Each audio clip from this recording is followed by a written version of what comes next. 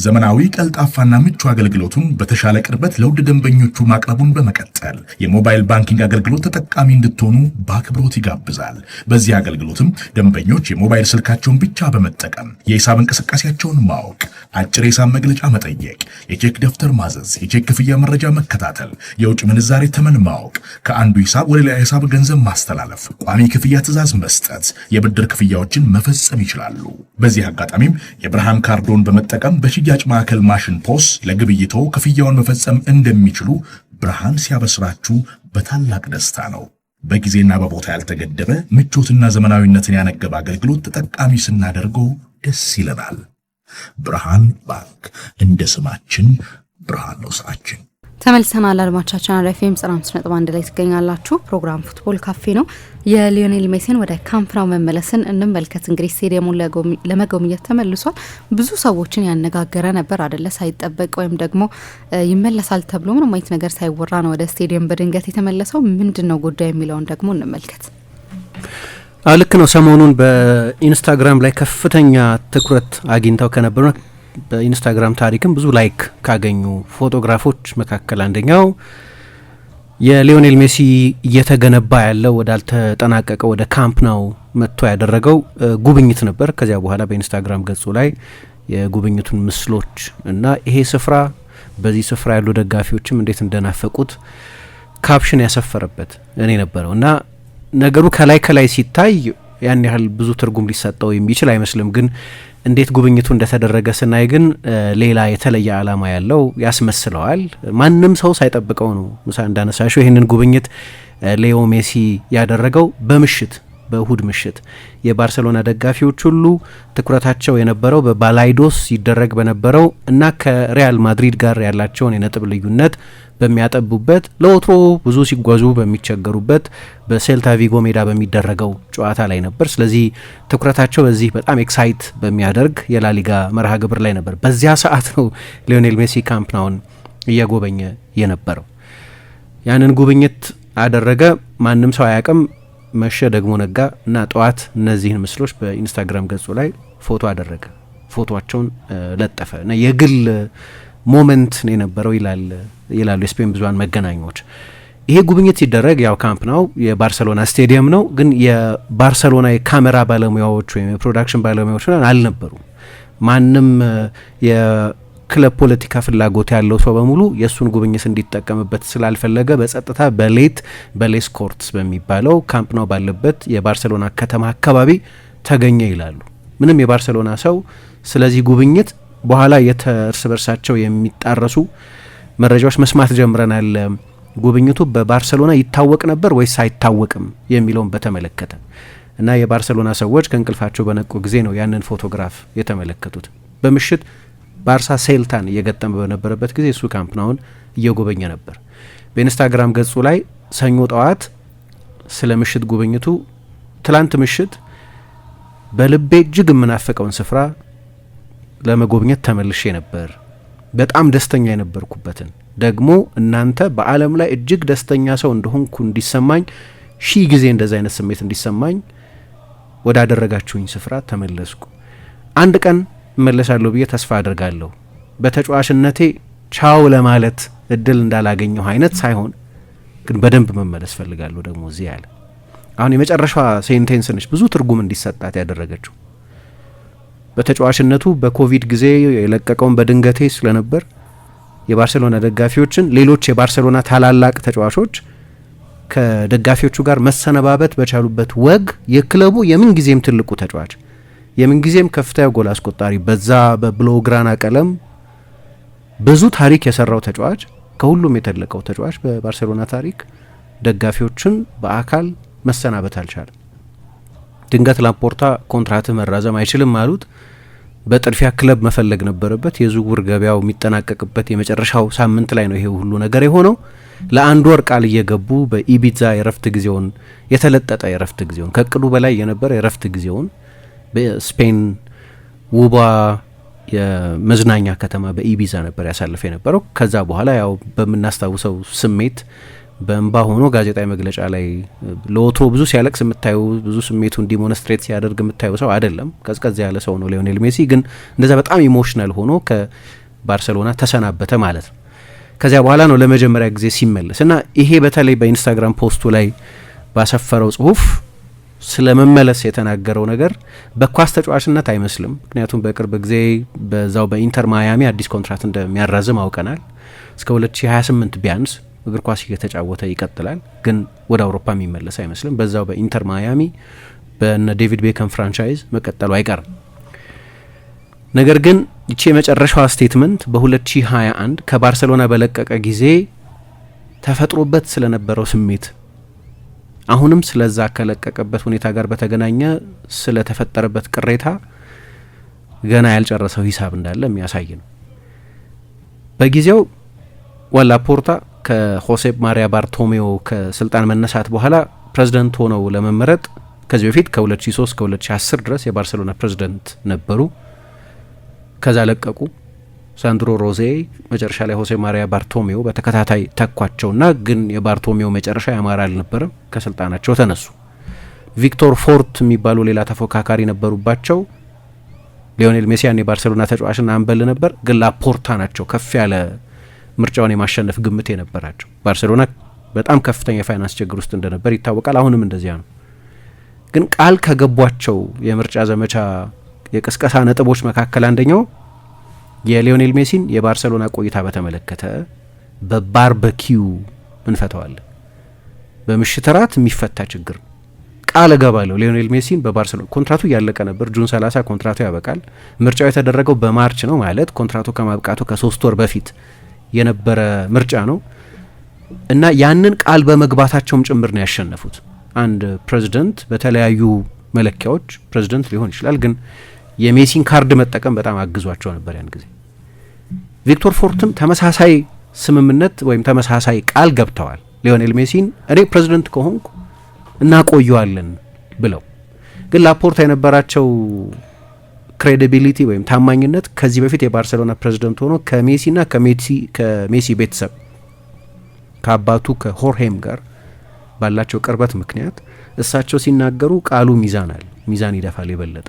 ከዚህ በፊት አድርገውት ያውቃሉ። ሜሲ ብዙ ፈላጊዎች በነበሩት ጊዜ በባርሰሎና ማቆየት ችለዋል። ትልልቅ የስቴት ገንዘብ የነበራቸው ክለቦች ሜሲን ለማማለል የሚያስደነግጥ ገንዘብ ያቀርቡ በነበረበት ጊዜ ጭምር ሜሲ በባርሰሎና እንዲቆይ ማድረግ ችለዋል። ስለዚህ ይሄ ታሪክ ስላላቸው ሰውየው ፎርት ሲናገሩትና ላፖርታ ሲናገሩት አንድ አይደለም እና ላፖርታንም ስላመናቸው ሊዮኔል ሜሲ ከዚህ በፊት አድርጎት የማያውቀውን ነገር በዛ ምርጫ አደረገ። ወደ ካምፕ ናው ሄደ። የምርጫ ዕለት በባሎት ውስጥ በምርጫ ኮሮጆ ውስጥ ድምጽ ሰጠ እና ላፖርታ አሸነፉ። የባርሰሎና ፕሬዝዳንት ሆኑ። በላፖርታ መመረጥ ምክንያት በጣም ደስተኛ ሆኖ ነበር ይላሉ። ለ7 ዓመት የሚያውቃቸው ፕሬዝዳንት ናቸው። እልባት ያበጁለታል የኮንትራቱን ጉዳይ የሚል ተስፋ ነበረው። እሳቸውም ያንን ቃል በአደባባይ እንደ ምርጫ ካርድ ተጠቅመውበታል። እሱም አምኗቸው ሄዶ ድምጽ ሰጥቷል። በኋላ ፕሬዝዳንት ሆነው ተመረጡ። ነገሩን በቀላሉ እንፈተዋለን በባርበኪው ዙሪያ ምናምን ያሉት ሰውዬ የመጨረሻውን ውሳኔ ሲወስኑ በባርሰሎና ታሪክ የባርሰሎና የምንጊዜም ትልቁን ተጫዋች ኮንትራትን አናደስልህም የሚል መልእክት ማስተላለፍ ነበር። ለተጫዋቹ የአዲስ ፕሬዝዳንት መምጣት በጊዜው በጣም አስፈላጊ ነበር። ምክንያቱም ከባርቶሜዮና ከእርሳቸው ሰዎች ጋር በፍጹም መስማማት አልነበረውም። ባርሰሎና በጣም ውስብስብ ክለብ ነው። ብዙ ጊዜ ያንን አነሳለሁ። ትላንትናም ጥቂት ስለ ፔፕ ስናነሳ ይንን እየጠቀስኩ ነበር። የውስጥ የፖለቲካ ውስብስብነቱ ረቂቅ በመሆኑ የተነሳ የክለቡን ኢንትረስት የሚጎዱ ነገሮች ሳይቀር በክለቡ ሰዎች በዳይሬክተሮቹ ምናምን ሲደረጉ ታያለች። ለምሳሌ አንድ በላቲን አሜሪካ ያለ የሶሻል ሚዲያ ፈርም ተቀጥሮ የባርሰሎናን አምበልና የክለቡን የምንጊዜም ትልቁን ተጫዋች ሊዮኔል ሜሲን፣ ጄራርድ ፒኬን፣ ሰርጂዮ ቡስኬትስን ሌሎቹንም ተጫዋቾች ስም የሚያጠለሽ የሚዲያ ዘመቻ የሚያደርግ ከባርሰሎና ፕሬዝዳንት የ3 ሚሊዮን ዩሮ ክፍያ የተፈጸመለት የፒአር ፈርም ነበር።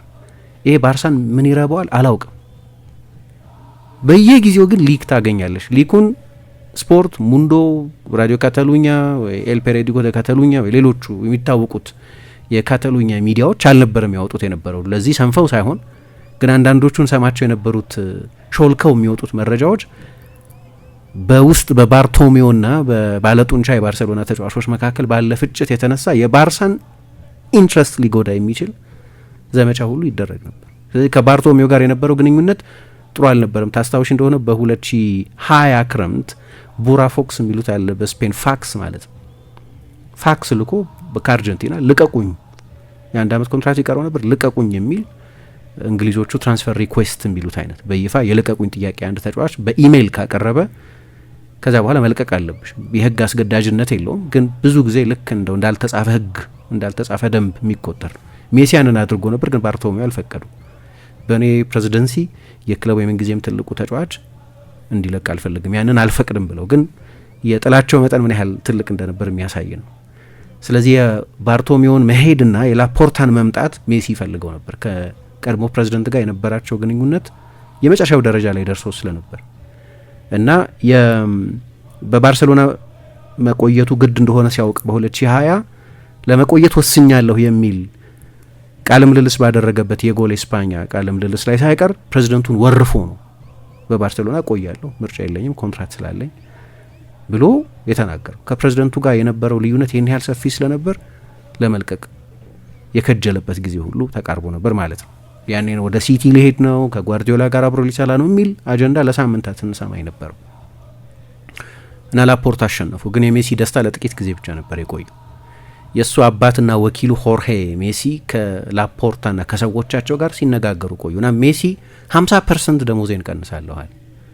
በጣም ከፍተኛ የባርሴሎና 30% ደሞዝ የሚቀበል የነበረ ተጫዋች ነው እና እቀንሳለሁ አለ 50% ደሞዜ እና ኮንትራት ካራዘመ በኋላ በመጀመሪያዎቹ 3 ተከታታይ ዓመታት 20 ሚሊዮን ዩሮ ብቻ ለመቀበል ተስማማ። 20 ሚሊዮን ዩሮ ለብዙ ተጫዋቾች ትልቅ ደሞዝ ነው፣ ግን በጭራሽ ለሜሲ ትልቅ ደሞዝ አይደለም። የባርሴሎና 50% የጎል አስተዋጽኦ ያለው የባርሴሎና 50% የኢኮኖሚክ ሬቬኒው ምክንያት የሆነ ተጫዋች ነው። በኢኮኖሚም በስፖርታዊ ጥቅምም በኋላ ሆርጌ ማይስትሬ የሚባሉት የባርሴሎና ምክትል ፕሬዝዳንት የነበሩት ሰው እንዳሉት ምንም ቢከፈለው አይበዛበትም ነበር አሉ። ለባርሴሎና ካዝና የሚሰጠውን ጥቅም፣ ለባርሴሎና ስፖርታዊ ስኬት የሚሰጠውን ጥቅም ካያችሁ ዲስፕሮፖርሽኔት ነው እንደው የሚከፈለው የነበረው የሚል አቋም ነበራቸው። ግን ሜሲ 50% ቀንሳል አለ፣ ተስማሙ እና 20 ሚሊዮን ዩሮ ብቻ ለመቀበል ወሰነ። ደግሞ ከ50% በታች ማለት ነው። በኋላ በሌላ ቃለ ምልልሱ ሲናገር እንደሰማ ነው ደግሞ የጠየቁኝ 50% ደሞዝን ቀንስ ብለው እንጂ 80% ቢሉኝም ልቀንስ ፈቃደኛ ነበርኩ፣ ምክንያቱም በባርሴሎና መቆየት ነበር ፈልጌ ነበረው እኔም ቤተሰቤም አለ። ይህንን ሁሉ ነገር ካደረገ በኋላ በሱ አስተያየት የላፖርታ ቃል አለ። በምርጫ ዘመቻቸው ጊዜ የተጠቀሙበት የምርጫ የቅስቀሳ ነጥብ ነው ሊዮኔል ሜሲን በባርሳ ማቆየት። ከዛ ደግሞ ትልቅ ማለት ሌላ ቦታ ስንት ሊከፈለው እንደሚችል መገመት ይቻላል። በ20 ሚሊዮን ዩሮ በአመት ለመጫወት ተስማሙ። 1 ወር ሙሉ መፍትሄ እያበጀን ነው እያሉት ከሌሎች ክለቦች ጋር እንዳይነጋገር ሆኖ ማለት ነው፣ ሌሎች አማራጮችን እንዳያይ ሆኖ ማለት ነው። 1 ወር ሙሉ በኢቢዛ ከ2021 በጣም ጥሩ ክረምት ነበር ደግሞ ለሱ ከአርጀንቲና ብሔራዊ ቡድን ጋር በመጨረሻ ትልቅ ዋንጫ ያሸነፈበት፣ ጥያቄዎቹን መመለስ የጀመረበት ጊዜ ነበር። ከሪያል ሴሌስቴ ጋር ከአርጀንቲና ብሔራዊ ቡድን ጋር ትልቅ ስኬት የለውም የሚለውን ለረጅም ጊዜ በሱ ዙሪያ ሊንገር ያደረገውን ጥያቄ መልስ የሰጠበት ጊዜ ነበር። 2021 ላይ በብራዚል ኮፓ አሜሪካን አሸነፉ እና ከዛ በኋላ ባለው ክረምት ነው ይሄ የሆነ የነበረው። ለ1 ወር በኢቢዛ ከቆየ በኋላ በተደጋጋሚ በግልም በፐብሊክ በአደባባይ የሚናገሯቸው በነበሩ ንግግሮች የሜሲ ጉዳይ ምንም እንቅልፍ የሚነሳ ነገር አይደለም፣ መፍትሄ እያበጀን ነው፣ የሌሎች የወጪ ቅነሳዎች እያደረግን ነው፣ ስለዚህ ሜሲን ማቆየት የምንችልበትን ፎርሙላ እናገኛለን አሉ። ግን መጨረሻ ላይ 2-3 ቀን ሲቀረው መሰለኝ የዝውውር መስኮቱ ሊዘጋ ለሆርሄ ሜሲ ደውለው የሜሲን ኮንትራት ማራዘም አንችልም አሏቸው እና ይህንን እንደ ከጀርባ እንደ መወጋት ነው የቆጠረው ይላል።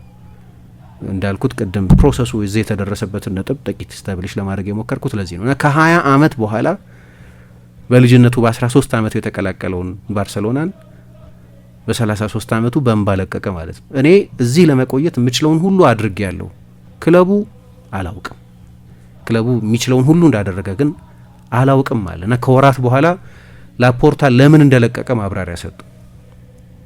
በጣም አጭር ስቴትመንት ነበር ባርሴሎና በጊዜው ያወጣው። የሜሲን ያህል ግዙፍ ታሪክ ያለውን ተጫዋች 10 ሴንቴንስ የሚሞላ አይመስለኝም ከባርሴሎና እንደሚለቅ የተገለጸበት ስቴትመንት። እኔ እንዲያውም መጀመሪያ ጆክ ነበር ይመስለኝ በትዊተር ላይ ነው መጀመሪያ ያየሁት እና የክለቡ ይፋዊ ኮሚኒኬ መሆኑን ለማወቅ አጠራጥሮ ነበር ከእጥረቱ የተነሳ ማለት ነው። ግን በጥድፊያ ድራፍት የተደረገ እንደሆነ መገመት ትችላለች።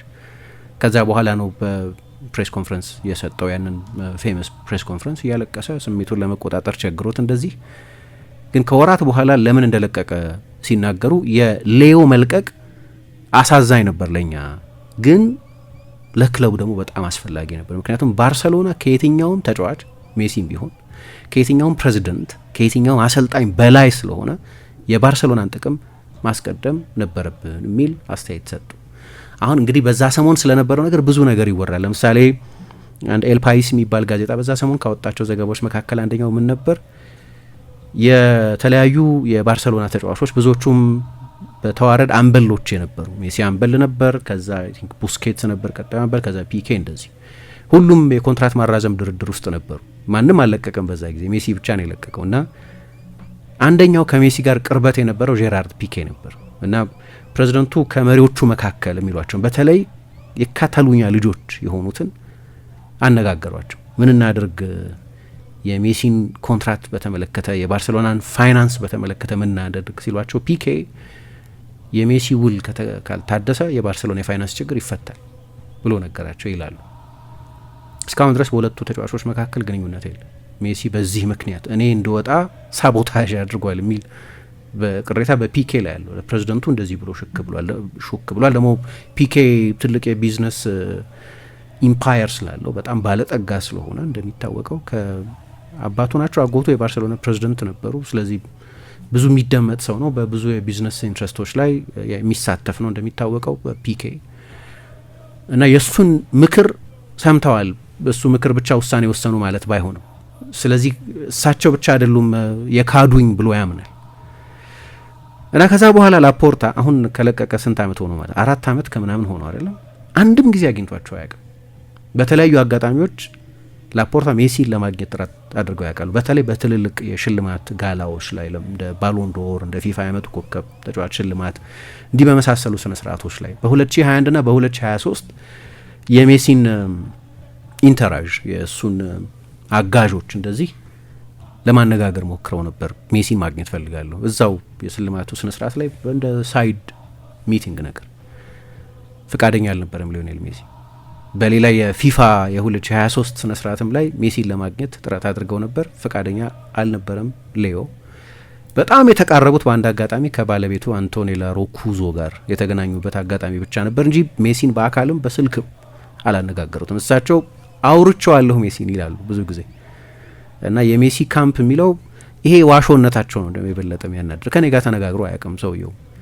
ለምን በአደባባይ እኔን የፖለቲካ ማቴሪያል ማድረግ እንደሚፈልግ አላውቅም። አልተነጋገርንም ከባርሴሎና ከለቀቅኩ በኋላ የሚል አቋም አላቸው እና እየሄዱ የት ነው ሜሲ እንዲያውም የፊፋ ሶርሶች ለአንድ የሚዲያ አውትሌት የት ነው ሜሲ እያሉ ይፈልጉ ነበር ከስነ ስርዓቶቹ መጀመር በፊት ከባሎንዶር ሴሬሞኒ መጀመር በፊት በተለይ በሁለት አጋጣሚዎች በ2021 በ2023 ሁለቱንም ባሎንዶሮች ያሸነፈበት ጊዜ ማለት ነው እና አልተነጋገሩም። ከዛ በኋላ በድጋሚ ግን በአንድ ጊዜ ከአባቱ እና ከወኪሉ ከሆርሄ ጋር ተነጋግረው ነበር እና በዚህ ንግግራቸው ላይ ካምፕ ናው ሲመረቅ ዘምኖ ረቆ የማስተናገድ አቅሙም ከፍ ብሎ ካምፕ ናው ሲመረቅ የመክፈቻው ስነ ስርዓት ላይ ሜሲ እንዲጋበዝ እና ራሱ በዚህ አሁን በጠቀስኩት የኢንስታግራም ገጹ ላይ ቻው እንኳ ሳልላችሁ ሳልሰናበታችሁ ለቀቅኩ የሚል ውስጡ ያለ ቅሬታ እንዳለ የሚያሳይ ነው። ያንን ሁሉ ታሪክ የሰራበትን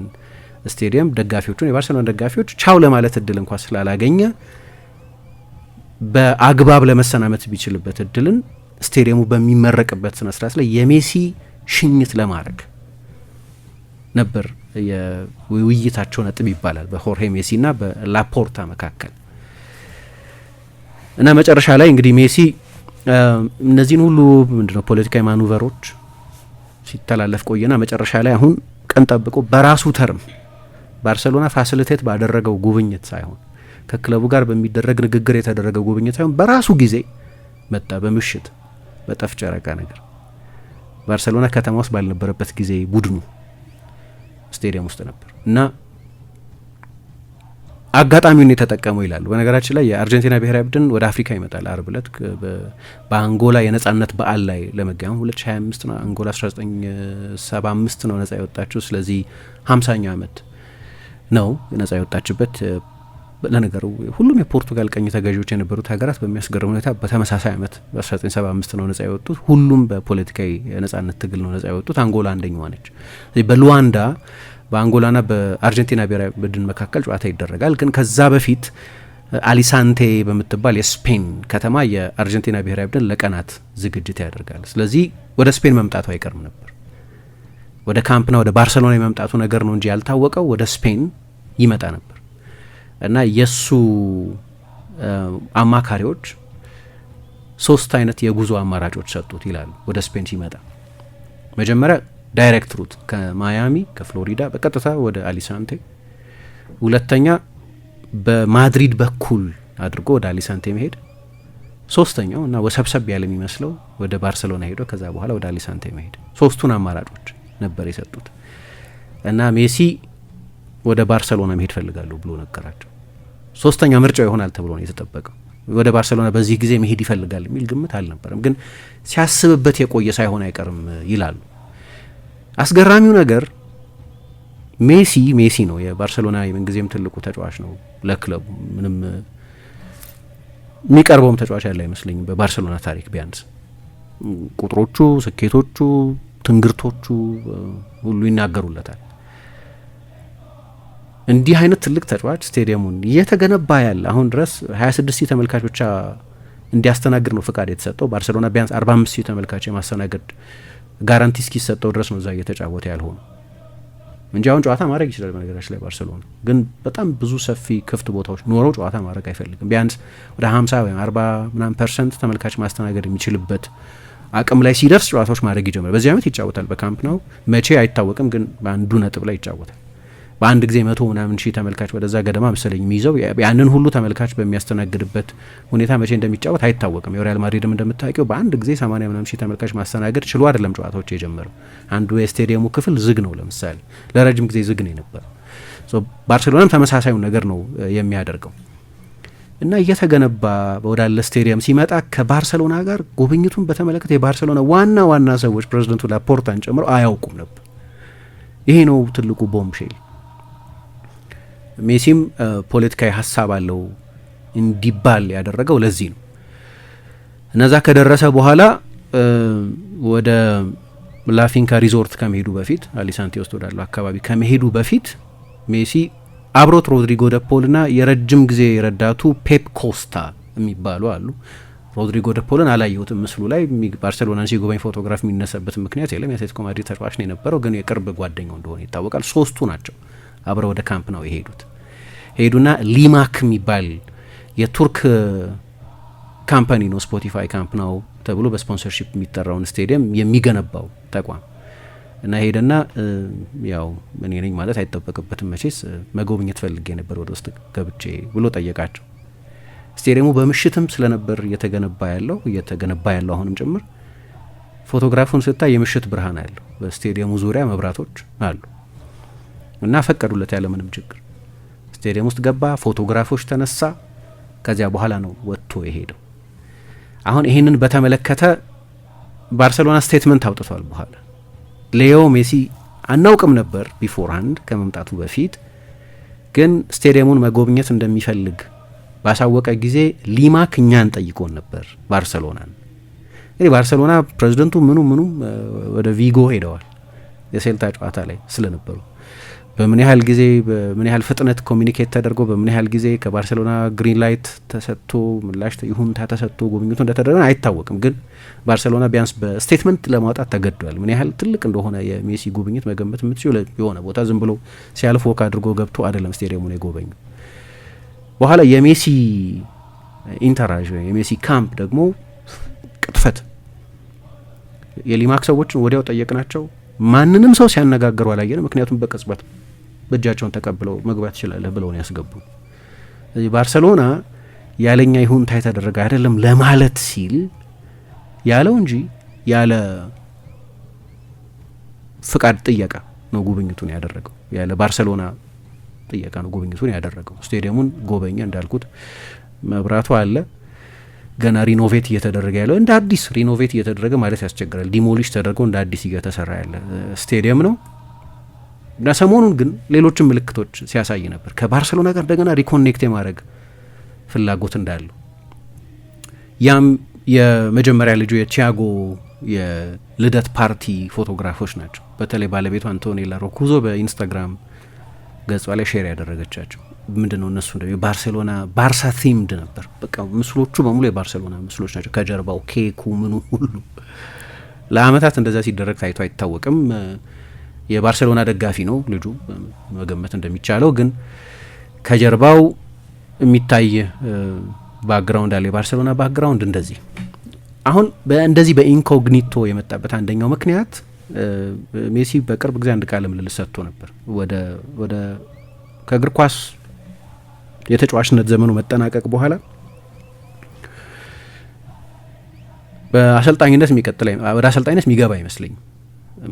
ስለ ዚዳንም እንደዛ ገምት ነበር። ዚዳንም ሁልጊዜ በፍጹም አሰልጣኝ አልሆንም ቢል ነበር። ድንገት አሰልጣኝ ሆኗል። አሰልጣኝ ለመሆን አስቦ እንደማያውቅ የምታውቂው ዚዳን የሪያል ማድሪድ ዋና ቡድን ለማሰልጠን ጫማ ከሰቀለ በኋላ 10 ዓመት ቆይቷል። የእቅዱ አካል አልነበረም። በማመንታት ነው ወደ አሰልጣኝነት የመጣው እንጂ ተጫዋች እያለ ብዙ ጊዜ ይናገር ነበር። ዚዳንንም ስናይ በዝምተኝነቱ ምክንያት የአሰልጣኝነት ማቴሪያል አይመስልም ነበር። ሜሲም ልክ እንደዚህ ሆነ። አሰልጣኝ ሆኖ ማሰብ ያስቸግረኛል በጣም ሊዮኔል ሜሲ ራሱን ብዙ ጊዜ ተናግሯል። ግን ምን አለ አንድ ቀን ወደ ባርሴሎና ተመልሼ የስፖርት ዳይሬክተር መሆን ፈልጋለሁ ግን ብሏል። አሁን በባርሴሎና በቅርብ ጊዜ ምርጫ ይደረጋል እና ከካዱት እና በድጋሚ ከካዱት ከሜሲ የእይታ ነጥብ አንጻር ነው ከኚህ ሰውዬ ጋር ከላፖርታ ጋር በድጋሚ ቪክቶር ፎርት እስካሁን ድረስ ራሱን በምርጫ ፉክክር ውስጥ እሳተፋለሁ ብሎ የገለጠ አልሰማሁም። ግን ፎርት መፎካከራቸው አይቀርም። ከዚህ በፊትም አድርገውት ያውቃሉ። 13,000 ድምጽ ገደማን የተበለጡት ትልቅ ነው ብለነገሩ ግን በድጋሚ ምክንያቱም የባርሳ የፋይናንስ ችግር በላፖርታ መምጣት አልተቀረፈም አሁን እና በጣም ጠንካራ ፖዚሽን ላይ ናቸው ያሉት ማለት አይቻልም። ፌቨራይት ናቸው። ግን የዛሬ 4 ዓመት ፕሬዚደንት ሆኖ በተመረጡ ጊዜ የነበራቸው አይነት መተማመን በባርሴሎና ደጋፊዎች በኩል ያለ አይመስልም። ብዙ ተቃውሞ እንዳለባቸውም ይታወቃል እና ሜዳ ውስጥ ባለፈው ዓመት በጣም ስኬታማ ዓመት ቢሆንም በ2023 እንደገና ላሊጋን ያሸነፉ ቢሆንም ግን የባርሴሎና ችግር እንደምታውቂው ነው። በየሳምንቱ ተጫዋች የማስመዝገብ ጉዳይ አሁንም መፍትሄ አላገኘም እና ምርጫ ሲደረግ ከሳቸው በተቃራኒ ሊቆም ይችላል እየተባለ ነው። እንዲያውም አክቲቭሊ መቀስቀስ ሊጀምር ይችላል እየተባለ ነው። ሜሲ ከሳቸው ጋር ምንም አይነት ኮሚኒኬሽን አይፈልግም። ቅድም እንዳነሳሁት ከለቀቀ በኋላ እንደዛ አይነት የቅርብ ወዳጅነት የነበራቸው ሰዎች በስልክ እንኳ ተነጋግረው አያውቁም። እሳቸው ይህንን አልካዱም። ግን እንደ ፖለቲካዊ መልእክት ነው እየተቆጠረ ያለው። ሰሞኑን ጉብኝት ሲያደርግ ያለ ባርሰሎና ይሁንታ በምሽት በጠፍ ጨረቃ የተደረገ ስለሆነ ከስፖርት 360 የሚባል አንድ ሚዲያ አለ ስፔን ውስጥ ያለ ሚዲያ እና እዛ ላይ ሆርዲ ማይስትር የሚባሉት ሰው ሲናገሩ አንድ ነገር ተናገሩ። በሶስተኛ ወገን የሰማሁት ነው አሉና ሜሲና ቤተሰቡ አር ቬሪ ቬሪ ቬሪ አንግሪ በባርሰሎና እና በላፖርታ ቬሪ አንግሪ ብለው እንደገና ጨመሩ። 4 ቬሪዎች ነው የተጠቀሙት። ምን ያህል ሲለቅ በፕሬዝደንቱ ተናዶ እንደነበር እና ያልሻረ ቁስል ነው ከባርሰሎና መልቀቁ ብቻ ሳይሆን ከባርሰሎና የለቀቀበት ሁኔታ የሚል የመታለል የመዋሸት ስሜት አለው እና እሳቸውም ራሳቸው ኤግዚኪዩቲቭ ሆነው ከ2015 ከ2019 በዘመነ ባርቶሜዮ ማለት ነው የባርሴሎና ምክትል ፕሬዝደንት የነበሩ ናቸው እና እሳቸው ሲናገሩ ሜዳ ውስጥ የሰጠውን ጥቅም ብቻ አትመልከቱ፣ ቁልፍ የኢኮኖሚ ፎርስ ነበር ሜሲ። ምሳሌ የቅድመ ውድድር ዘመን የዝግጅት ጨዋታዎችን ለማድረግ ወደ ዩናይትድ ስቴትስ ይሁን ወደ መካከለኛው ምስራቅ ወይም ወደ ሩቅ ምስራቅ ስንጓዝ ሜሲ ሲኖርና ሳይኖር ባርሴሎና ለነዛ ጨዋታዎች የሚያገኘው ገንዘብ ከእጥፍ በላይ ልዩነት አለው። ሜሲ ካለ ሜቢ ለአንድ ጨዋታ 5 ሚሊዮን ዩሮ ቢሆን ባርሴሎና የሚከፈለው እሱ ካለ ከ10 ሚሊዮን ዩሮ በላይ ይከፈለው ነበር። ስለዚህ ሜሲን ይዞ ወደ ቱር መሄድ ራሱ ለባርሴሎና በጣም ትልቅ የፋይናንስ ትሩፋት ነው የነበረው። ያለሱ ግን አሁን ሌላ ነው። ባርሴሎና የቅድመ ውድድር ዘመን ዝግጅት ጨዋታዎች ሲያደርግ ተመሳሳይ አትራክሽን የለም። ልክ ነው፣ ብዙ አግኝቷል፣ ብዙ ገንዘብ ያገኝ ነበር በባርሴሎና ግን ራሱ ካስገኘው ገንዘብ ላይ ነበር ይካፈል የነበረው ይላሉ። ባርሴሎና ያንን ሁሉ ገንዘብ ሲያገኝ የነዛን ሁሉ የስፖንሰርሺፕ ስፖቲፋይ ይሁን የባርሴሎና የመለያ ላይ ስምምነቶች ይፈጸሙ ይሁን ሌሎችም ስምምነቶች እና እሳቸው ልክ ነው ጥሩ እቅድ ነው በስቴዲየሙ በሚመረቅበት ጊዜ በዛ ስቴዲየም ውስጥ ትልቁን ታሪክ የሰራውን ተጫዋች እንደዛ ባለ የሞቀ ወግ መሸኘት ተገቢ ይመስለኛል። ለእኔ ግን ክለቡ ምን ፕላን እያደረገ እንደሆነ ባላውቅም ግን ለምሳሌ የስቴዲየሙን ዋናውን ትሪቢዩን ሜን ስታንዱን በሜሲ ስም መሰየም ለምሳሌ ተገቢ ነው ብዬ አስባለሁ። አንደኛውን ስታንድ ልክ የሰር አሌክስ ስታንድ ምናምን እንደሚባለው አንደኛው የስቴዲየም ክፍል ልትሰይሙ ትችላለች በሆነ የክለቡ ዝነኛ ሰው ስም። አንደኛውን ስታንድ በሜሲ ስም መሰየም አይነት ፕሮፖዛል ያስፈልጋል። እሱ አይነት ማስታወሻ ነው ሜሲን የሚመጥ ነው የሚል እምነት አላቸው እና ሌላ ቅር የተሰኘበት ነገር ግን ሜሲ የሚባለው ከላፖርታ ጋር ቀኝ ቅር ተሰኝቶበታል። ስቴዲየሙን በሚጎበኝ ጊዜ የእሳቸውን ይሁንታም ጭምር መጠየቅ አላስፈላጊ መስሎ የታየው በሌላ አጋጣሚ ምን አሉ መሰለሽ፣ ቢፈልግ ኖሮ በነጻ ሊጫወትልን ይችል ነበረ ለባርሰሎና። ይህን ያህል ባርሰሎናን የሚወድ ከሆነ በነጻ ሊጫወትልን ይችል። አንደኛ በስፔን ሕግ በነጻ መጫወት አይቻልም። ፕሮፌሽናል እግር ኳስ ስለሆነ አንተ በነጻ መጫወት አይችልም ማለት በአነስተኛ ክፍያ ሊሆን ይችላል፣ ግን በነጻ መጫወት አይችልም። ለምሳሌ ስለ ካሶርላ ስናወራ ትዝ ይልሻል። ካሶርላ ቴክኒካሊ ከኦቪዬዶ ገንዘብ አያገኝም። በጣም አነስተኛውን ደሞዝ ነው የሚያገኝ። ያንኑ ደሞዝ ለቻሪቲዎች ምናምን ነው የሚሰጡ ለአካዳሚው እንዳይዘጋ ምናምን ለማድረግ ለቻሪቲ ሳይሆን ለአካዳሚው። እሱ ያደገበት አካዳሚ ስለሆነ የኦቪዬዶ አካዳሚ በነጻ መጫወት በህግ አይቻልም። ግን አሉ እሳቸው እና ከአንድ ቃለ ምልልስ በ2021 ወይ 22 አካባቢ ስፖርት ከሚባለው ሌላ የባርሰሎና ጋዜጣ ጋር በነበረው ቃለ ምልልስ ላይ ምን አለ? እውነቱ በለቀቅኩበት ጊዜ የተናገርኩት ነው። የምችለውን ሁሉ አድርጌ ነበር በባርሰሎና ለመቆየት ወይም አድርግ የተባልኩትን ሁሉ ክለቡ ይሄንን ያህል ቀንስ ያለኝን ሁሉ አድርጌ ያለሁ ያኔ ተናግሬ ያለሁ። ይሄንን በየትኛውም ጊዜ ግን ክለቡ በነጻ ተጫወት ብሎ አልጠየቀኝም። የገንዘብ ችግራችን ይህን ያህል ስር የሰደደ ነውና በነጻ ተጫወት ብለው አልጠየቁኝም። ግን ቢሉኝ ለእኔ ችግር አልነበረም በነጻ መጫወት ለባርሰሎና ብሏል። ምክንያቱም ክለቡን ለመርዳት ምንችለውን ሁሉ እናደርግ ነበር። የኔም የቤተሰቤን ፍላጎት በዚሁ በባርሰሎና መቆየት ነበር። ግን ማንም በነጻ ተጫወት አላለኝም። ለምን ላፖርታ ይህንን ማለት እንደፈለገ አላውቅም። እንደዚህ የመናገርንም አስፈላጊነት አልረዳም። ይሄ ማለት ምን ማለት ነው? ኃላፊነት መውሰድ አለመፈለግ ነው። ሜሲ ከባርሰሎና የለቀቀው በነጻ መጫወት ስላልፈለገ ነው የሚሉት አይነት ንግግር እንዴት ያለ ነው? ለምሳሌ ሜዳ ውስጥ ባለ ምሳሌ ላስረዳችኋልና ለአንድ ተጫዋች ኳስ ሰጣችሁት። ኳስ ከተቀበለ በኋላ ኃላፊነት መውሰድ እንደማይፈልግ አይነት ማለት ነው። ሪስፖንሲቢሊቲ መውሰድ አይፈልግም ማለት ነው። ከባርሰሎና የመልቀቂያ ኃላፊነት የፕሬዝደንቱ ኃላፊነት ነው እና አሁን በነጻ መጫወት ይችል ነበር። እንዲህ አይነት ንግግር ተገቢ አይደለም ብሎ ተናገረ። ያው እንደምታውቂው ብዙ ጊዜ ይነገር የነበረው እና በፉትቦል ሊግስ ላይ የወጣው ሜሲ በ4 ዓመት 555 ሚሊዮን ዩሮ ይከፈለዋል። የመጨረሻ ስምምነቱ ከባርሳ እስከለቀቀበት ጊዜ ድረስ የነበሩት የመጨረሻዎቹ 4 ዓመታት ይህን ያህል ገንዘብ የሚያስገኙለት ናቸው ይባል ነበር። እንዲያውም አንዱ ቅሬታው የማላገኘውን ገንዘብ የባርሴሎና ለእኔ የማይከፍለኝን ገንዘብ ነው ሊክ የሚያደርገው የሚል። ይህ ፉትቦል ሊግስ እንኳን ያው ከዚህ በፊት ያነሳነዋን ፖርቱጋላዊ ወጣታል እሱ ነው ስኒች ያደረገው። ነገር ግን በሌሎች ቅድም በጠቀስኳቸው ባርሴሎና በቀጠራቸው የፒአር ተቋማት አማካኝነት ሜሲ ይህን ያህል ደሞዝ ያገኛል፣ ይህን ያህል ነው ደሞዙ፣ በዝውውሮች ላይ ይህን ያህል ሴ ያለው እንደዚህ እየተባለ ይጠቀሳል። ግን 555ቱን አላገኘም። ለምን አላገኘም? አብዛኞቹ እንትን ናቸው ኢንሴንሲቲቫይዝ የተደረገ ወይም ቦነስ የሚካተትባቸው ናቸው። ቦነስ ሪሌትድ ነገሮች ደግሞ ከቡድኑ ስኬት ጋር የሚገናኙ ናቸው። በነዛ ዓመታት ባርሴሎና ቻምፒየንስ ሊግ አላሸነፈም። በሀገር ውስጥም መጥፎ ሲዝን ያሳለፈባቸው የውድድር ዘመናት ነበሩ። ስለዚህ በሱም ይሁንታ የተመረጡት ፕሬዚደንት አሁን በድጋሚ ለመመረጥ ቅስቀሳ እያደረጉ ነው። በቅርብ ጊዜ ባርሴሎና ምርጫ ይደረጋል። አሁን የሚሰጋው ነገር ወይም ለነሱ እንግዲህ ምናልባት አደጋ ከሆነ ሜሲ ከሌላ እጩ ጋር ሊያብር ይችላል። ከማን ጋር እንደሆነ አይታወቅም። ሜሲ እንደምታውቂው በጣም ምንድን ነው ኤፖለቲካል ነው የሚሉት። ከማራዶና አንዱ የሚለየው ነገር ማራዶና በቃ ሶሻሊስት ነው እና እሱን ታውቂያለሽ፣ እንድታውቂ ያደርጋል። የኤርኔስቶ ጉቬራ ወዳጅ ነው። ልክ እንደ ሜሲዮሎ የሮሳሪዮ ልጅ ነው ዶክተር ኤርኔስቶ ጉቬራ ወይም ቼ ጉቫራ። የፊደል ካስትሮ የቅርብ ጓደኛ ነው። ከላቲን አሜሪካ ሌሎቹ ሶሻሊስት መሪዎች ጋር ከኢቮ ሞራሌስ ወይም ከሌሎቹ ፕሬዚደንቶች ጋር በጣም የቅርብ ጓደኛ የሆነ ነው። እንዲያውም የሆነ ጊዜ በኃይለኛ ውፍረት አስቸግሮት በሀቫና በካስትሮ እንክብካቤ ነበር ጊዜውን ያሳልፈ የነበረው። አሜሪካንን ሁልጊዜ ኢምፔሪያሊስት ምናምን ይላል። በፎክላንድ ጦርነት መራር ውጊያ